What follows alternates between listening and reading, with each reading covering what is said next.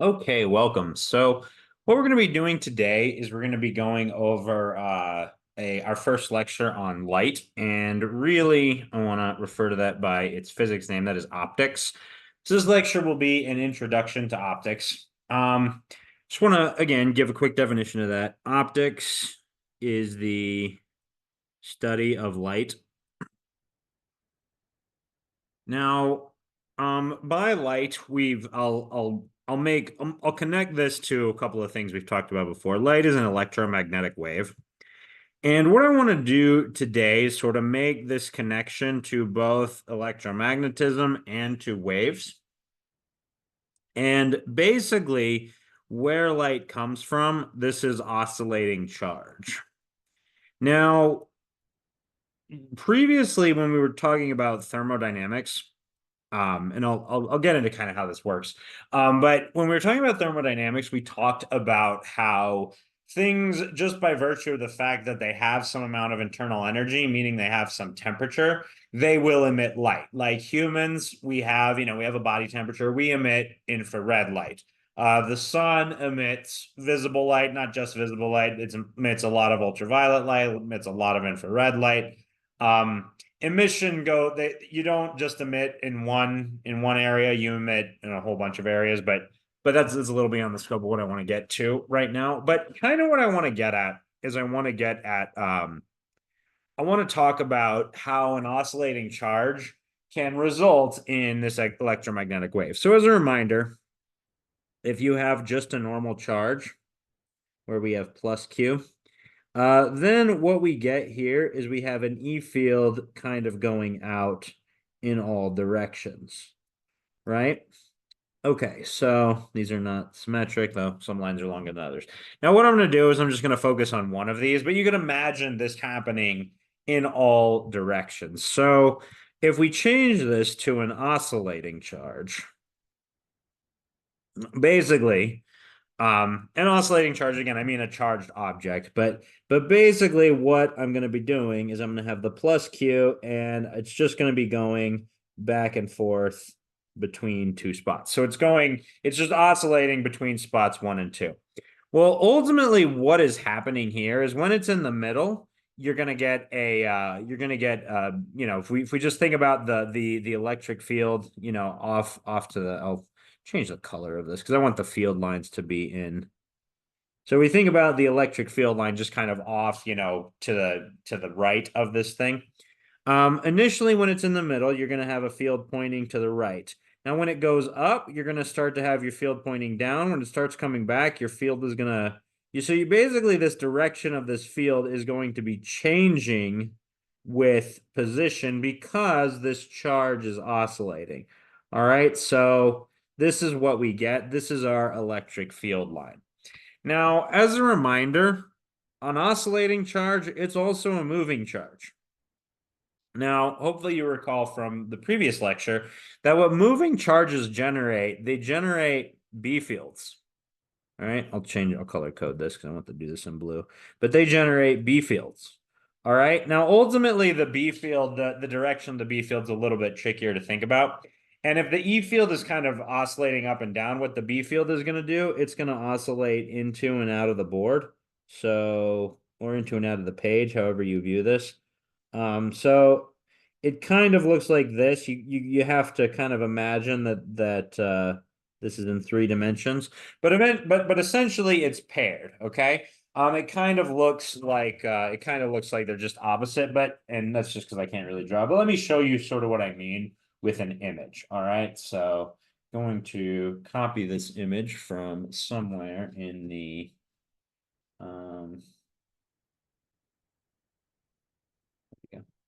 and just paste it there, and hopefully that makes sense. Okay, so what you have there is you have your electromagnetic wave, that is, and you can see that the electric field is kind of going in the Y direction, but the magnetic field is kind of going in the Z direction. So it's perpendicular to the electric field, but also perpendicular to that green arrow that represents the x-axis. Now, basically what this is a light wave. All right.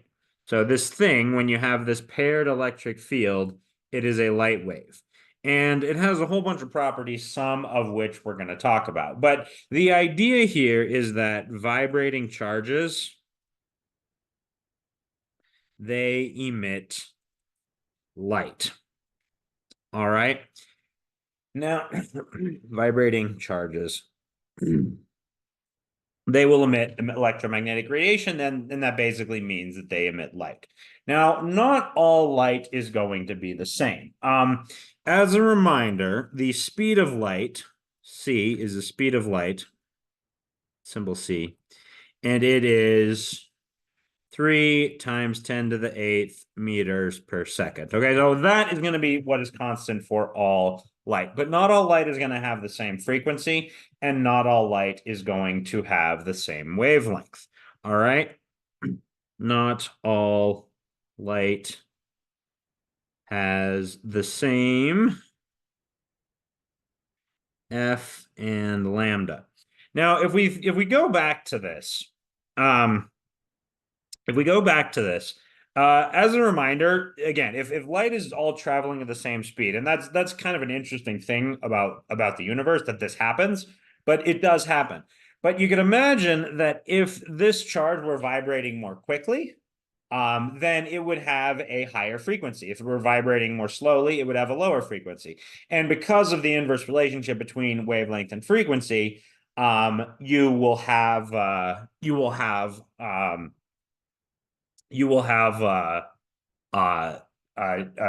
longer wavelengths with higher frequencies and shorter wavelengths with lower frequencies.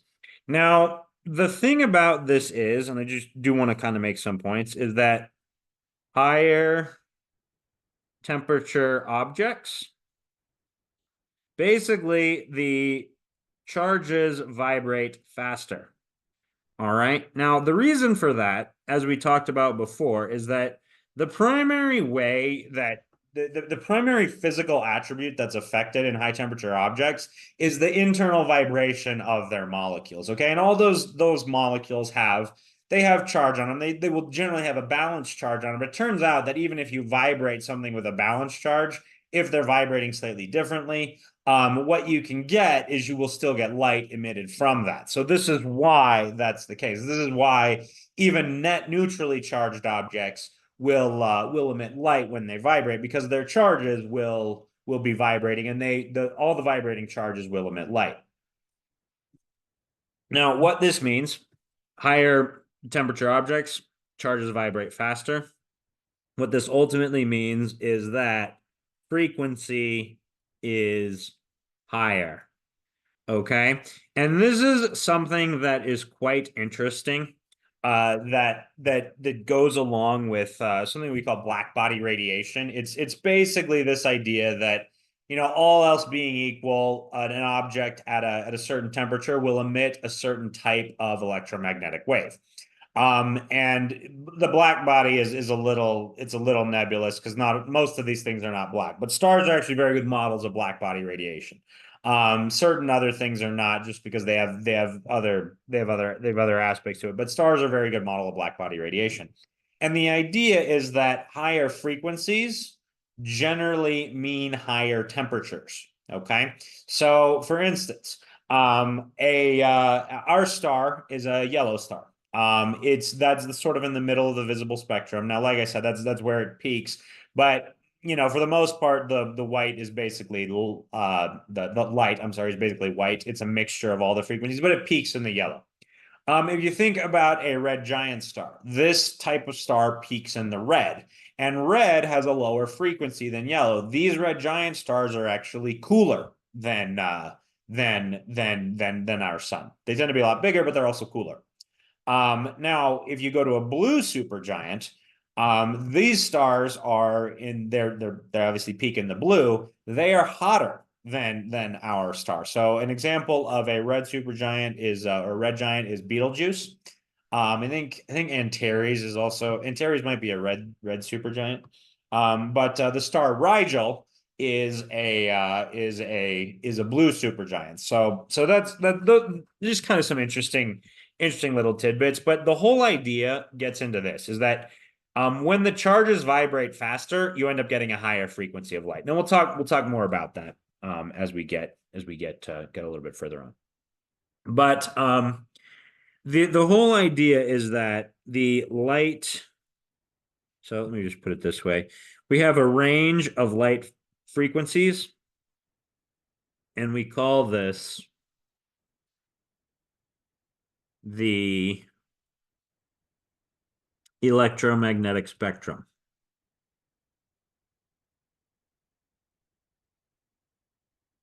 Right. And you may have seen some of these before. But on one side we'll have low frequency. This is going to be high lambda. And on the other side we'll have high frequency, low lambda. Okay. The sort of the lowest frequency light that in anything lower than this, we just kind of lump it into this category, is going to be radio waves. And when we talk about radio waves, we're dealing with a lambda on the order of, meters to thousands, or we'll just say millimeters to kilometers. Generally, in principle, you could go even longer than that, but that's generally what we're dealing with when we have radio waves. Right above that is actually microwaves, and even though you might think, oh, microwaves, the lambda is going to be in the micrometer range. That's not true. For microwaves, a better name would actually be millimeter waves, because that's the lambda range for these. So lambda is, it's on the order of millimeters right there. So, tens of millimeters, maybe hundreds of millimeters. Hundreds of millimeters, you're starting to get down into the radio waves. Like you're approaching like the short wave radio stuff, but really microwaves are called millimeter waves. Now, microwaves have an interesting impact with water, and I want to talk about that a little bit later after I finish the spectrum off. But that's basically what's going on there. Now, if we move to the next one up is infrared. And infrared, these are in the lambda is, I'll just call it the micrometer range. Tens of micrometers, maybe into maybe down into, around 1 micrometer. Around 1 micrometer, you're getting really close to red. Red is about 900 nanometers. So that's around 1 micrometer. So this is infrared. This is the type of light that, that objects at the temperatures we deal with tend to emit. So it is something that we deal with on a daily basis. So like Earth level temperatures, if they're emitting light in accordance with the black body theorems, they tend to emit at infrared wavelengths. This is why mammals glow. Mammals are a little bit warmer than the average ambient temperature, so that's why they tend to glow. If you were equal temperature with the Earth around you, you wouldn't emit any more light than the Earth around you, so there wouldn't be any contrast. So that's what infrared. That's how infrared works. Then we go into the visible, and in the visible, we're dealing with hundreds of nanometers for the wavelength. And for visible, one thing to remember, just the colors in the visible. Roy G. Biv, it also tells you the order of low to high wavelengths. Low to high frequencies. This would be high to low wavelengths. Okay, so red has about 900 nanometers. I think violet has about 300 nanometers. I don't remember off the top of my head, but this is in the hundreds of nanometers, and that's the visible spectrum that we perceive. So there's that. Then we get up into the ultraviolet. And this is a common UV. This is a common another one of the common waves that's emitted by our sun. Your wavelength is on the order of 10 nanometers here. Like you're getting you're getting down. You're not quite down to a nanometer. I suppose ultraviolets can get down to a nanometer. You get into nanometer, you're probably kind of right on the cusp of the next one. But ultraviolet is not something that we see. Again, the sun does admit it. So that is something we could, that we do make use of. And it turns out that our bodies do actually need ultraviolet light. So if you've ever heard someone going out in the sun saying, I'm going to go get some vitamin D, what they're talking about is that this particular there's a lot of things in the body actually, but basically what it needs is it needs ultraviolet exposure in the skin to be synthesized. Okay, now that process can get saturated, and if you continue to get ultraviolet after that process is saturated, that's when you start to burn. But basically that's when someone says they're going out to get vitamin D, they're going out into the sun, is really ultraviolet that they're going out to get. Okay. So you won't get that from light that is not ultraviolet. You will get it, from ultraviolet lamps. But that is how you will synthesize vitamin D. Now you can also take vitamin D supplements, but turns out it's you get more of it directly if your body synthesizes it rather than having to pass through your digestive system. But in any event, that is ultraviolet. It's when we get here to this level that we start getting into electromagnetic radiation that can, in principle, be harmful. Now, basically, what happens when ultraviolet harms you? For the most part, these other waves they don't penetrate particularly well, particularly infrared and visible. Their wavelengths are so short, so long that they tend not to go through the skin at all. With radio waves and millimeter waves, they can, but there are other problems with that. Radio waves, they will penetrate, but they tend to that's not because of the quality of the radio wave. That's just because of the quality of the wavelength. That something the size of me is not gonna impact a 100 meter wavelength that much. So that's the whole idea. But with ultraviolet, the ultraviolet can go through your epidermis and it can actually affect the living cells in your dermis. And it can do some damage to those cells. It can disrupt some of the cellular mechanisms. Okay. Now we move on to the next one, which is X-rays. And with X-rays, what we're dealing with is it's what is it going to be? It's going to be, hundreds of lambda will be hundreds of picometers. Now, X-rays turns out to have a bit of a range. You can have hard X-rays or deep X-rays. Not going to go too much into that, but so lambda is approximately this. Now, the thing about X-rays is they're much less impacted by things like water than all of these other things. Like water is a pretty good barrier. It turns out to be only so-so for microwaves, but water is actually a good barrier for them. Water just has another interesting effect. X-rays can be stopped by, very dense tissues, mineralized tissues, so bone in particular. So this is why an X-ray works the way it does. Basically, you get this X-ray light, you shine it through something. It mostly just goes right through the tissues that are mostly water. Through the stuff that's mineralized, it bounces off that. And based on, what went through and what didn't, you basically can get a picture of what the bones look like. So that's what's going on with an X-ray. So that's what can happen. Now, with X-rays, these will also do damage to cells. You don't want too many of them. So if you've ever gone to the dentist to get a tooth X-ray, they cover your chest with a lead, basically a lead blanket. And basically what that's doing, lead will shield you from X-rays. And basically they're trying to shield your organs, your vital organs from the X-rays. The idea is that you don't want to overexpose to X-rays. And you're like, well, they're shooting the X-rays at my head. True. And for the most part, a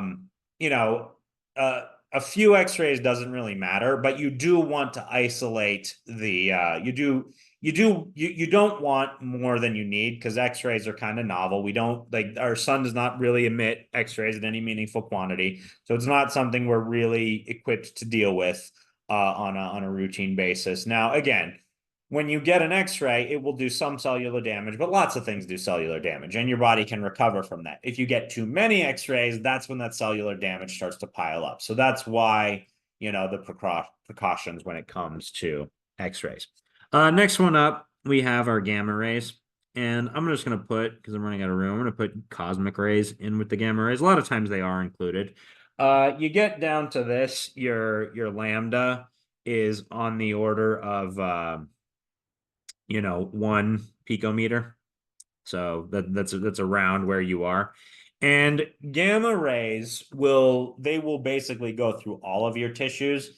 And what they can do is they can actually interact with the genetic material molecules, and they can cause mutations that way.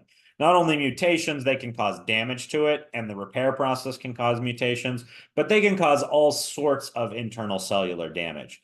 The threshold with gamma rays tends to be a little lower because doing damage to your genetic structure can be quite a problem. If you are saturated with gamma rays, then that will be the least of your worries because it will do all kinds of other damage. But even smaller exposures of gamma rays, and again, like a single gamma ray, your body will recover from that. But the dosage limit of gamma rays tends to be smaller because it does get in there and actually damage the DNA. X-rays typically won't do that. They can, they typically won't though. Ultraviolet rays will not do that either. Okay, so that's what's going on with the spectrum. Now, a brief word about microwaves and water. Some people they hear this and they're like, well, it looks like all the dangerous ones are above the visible, but then there's microwaves. Now microwaves are kind of interesting because they are lower wavelengths. They tend not to microwaves and water. So they are lower wavelength, which means, you don't need a very warm source to generate microwaves.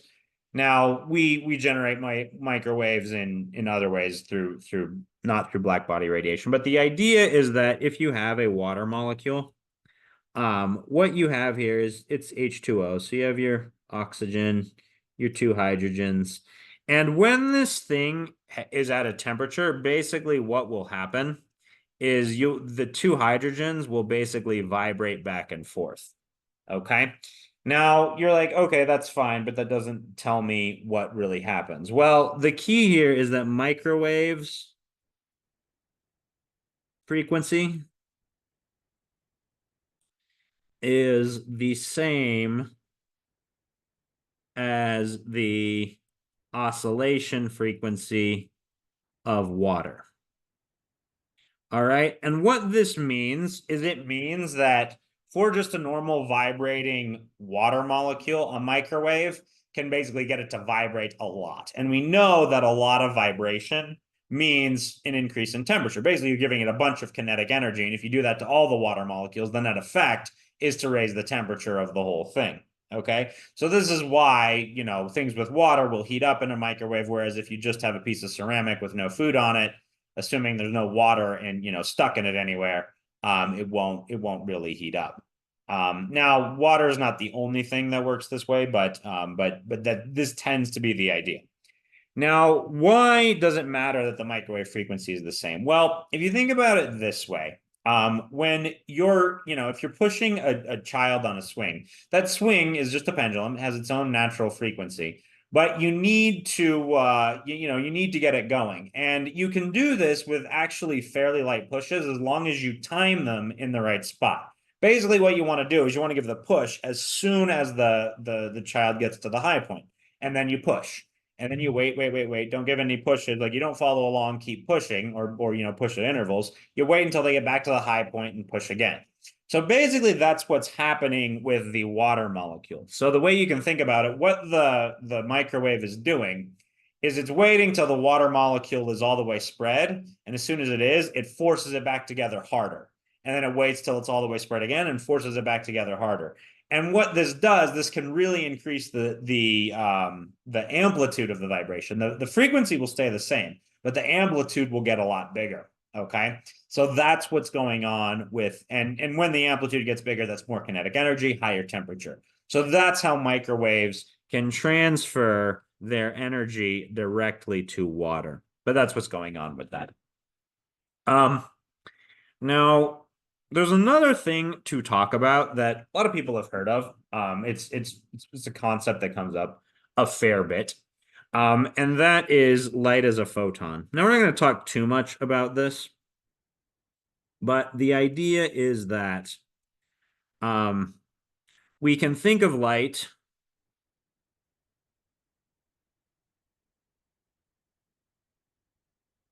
as a particle. And this has the reason, we don't it's not typically how we perceive it. Like, this is kind of counterintuitive, but the what this came from, the like this idea, it basically came from I'll just put it this way, as a particle in which particles of light act as packages of energy. Okay. So that is what we mean by a photon. Now, I want to give you a sense of kind of not all of them, but just a couple of the experiments that gave rise to this. The first one is the photoelectric effect. And this was actually the discovery that Einstein was awarded his Nobel Prize for. A lot of people think it was for relativity. It wasn't. It was for the photoelectric effect. His first one, I believe, he was awarded two. But in any event, what you have with a photoelectric effect is you would have like a metal. This guy, not necessarily metal. Metals, I believe, are what they tested. And then you would have light coming in. And basically, what you would have here is that if the light frequency was below a certain point, so basically, you're closer to the radio wave spectrum, then really nothing would happen. Like, the light would be reflected, which we'll get into, but for the most part, nothing really interesting happens, nothing unexpected happens. But above a certain frequency, but above that frequency,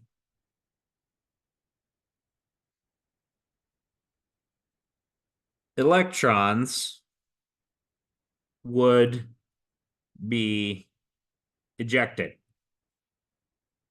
Okay.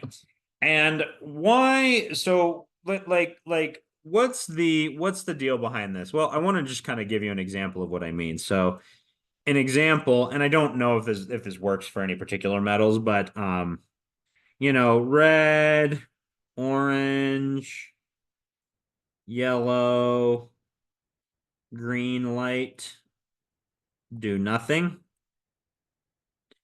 But if we do this with blue or above, we can detect electrons coming off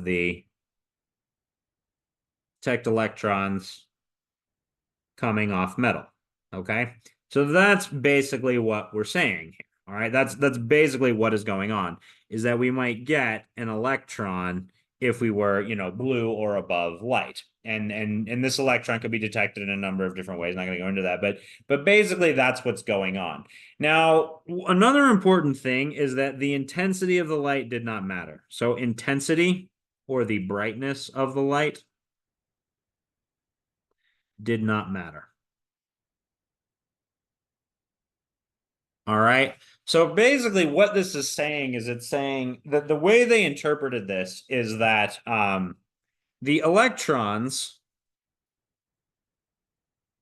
took a certain amount of energy to eject. And the idea was that, and multiple photons of light could not combine. So this is why the intensity didn't matter. Could not combine to eject the electrons. This is why the intensity didn't matter. But a single photon at a high enough frequency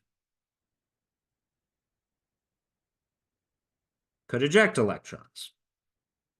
All right. So basically the idea here is that it had to be single photons, and then it also had to have a certain amount of energy. So what this led them to believe is it led them to believe that, okay, so in some sense, higher frequencies have higher energies. Now, again, this didn't entirely make sense, because at this point, what they were saying was they understood that in a certain sense, the brightness of the object was what affected the intensity.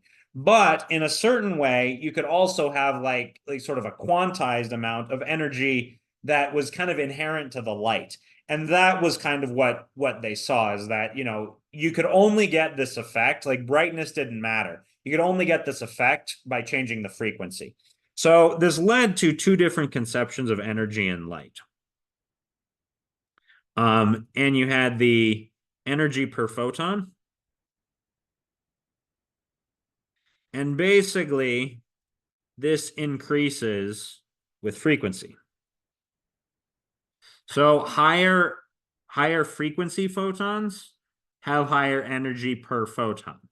But then you could also have the intensity of the light. And basically, the intensity is like the overall combined energy of the light, and this increases with number of photons. Okay. So your intensity is sort of a measure of the overall energy you have. Basically, that's combining. Mostly what matters is the number of photons for intensity. But the energy per photon also changes. Now, this is why you will hear that things like X-rays and gamma rays, you refer to that as high energy radiation.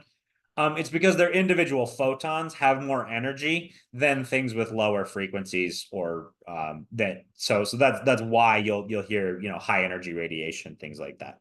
Okay, so that's what's going on.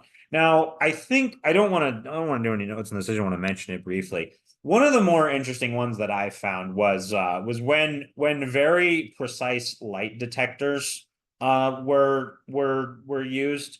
They could actually do this with very dim light sources. Like they could dial the light back enough that they could actually detect the individual events of particular photons giving their energy to the detector. So this is getting into the quantum mechanical aspects of light. Quantum electrodynamics is the field, actually. A very interesting book by Richard Feynman. Not going to go into that any further than this. It's just kind of an interesting topic.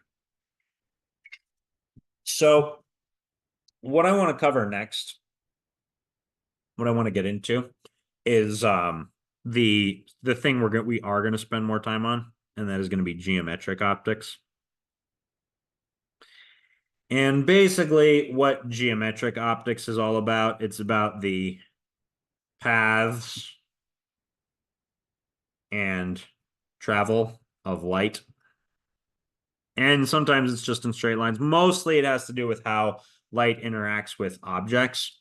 But the main thing we're going to be using is the ray model of light. And the idea is that light travels in a straight line from a source. Okay. So typically what you have when you have a ray model of light is you'd have, an object. For the first one, I'm just going to do a light bulb.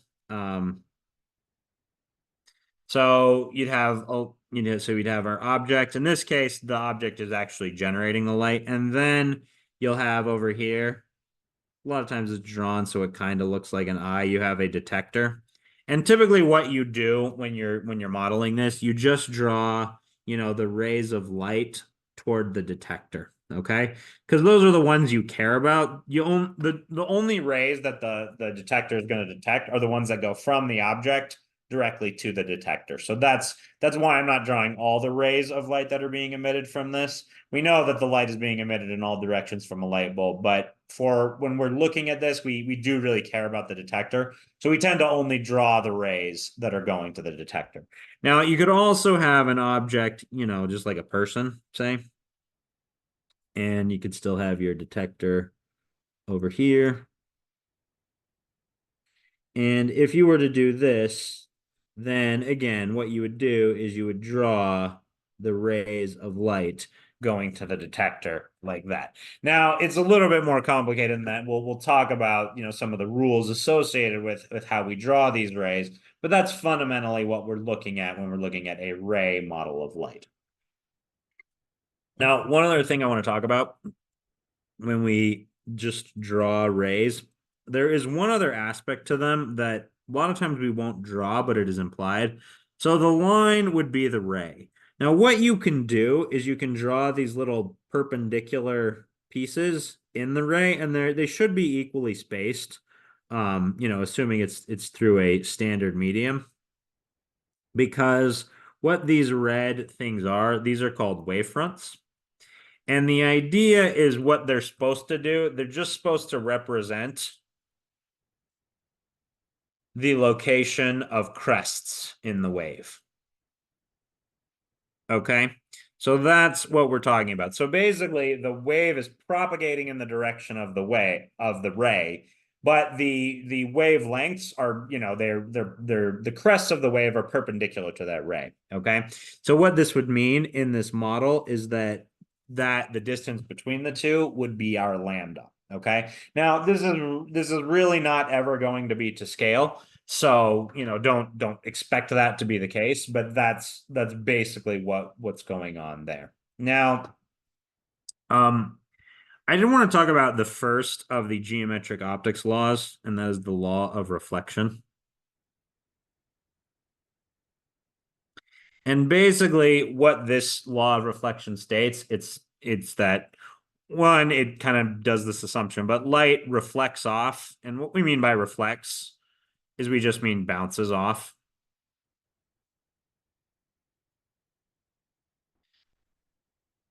And the whole idea is that there is a rule for how light reflects off that, and that is the theta incident angle. So the incident theta angle is equal to the reflected angle.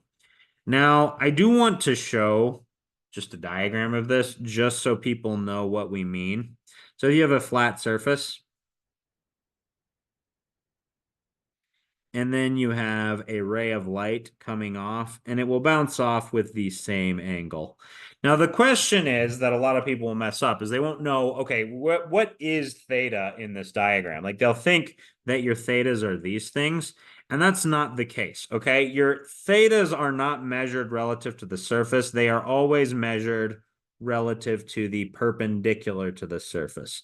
So theta, these are measured relative, and a lot of times it's said relative to the normal line. And as a reminder, what normal line means is it means the line perpendicular to the surface. So line perpendicular to surface. Okay. So in this case, your theta incident would be here. So theta incident. And then your theta reflected would be here. Now, I'm not always gonna bother to write the entire subscript there. I'll probably just do like theta 1 and theta 2, and then you know which one's the incident from the direction the ray is going. Like the fact that I pointed the ray this way, we know that this thing was basically going that way. So the incident ray is the ray coming in and hitting the flat surface. The the reflected ray is the one bouncing off. Now, I did want to discuss just one phenomenon that I've always found kind of interesting with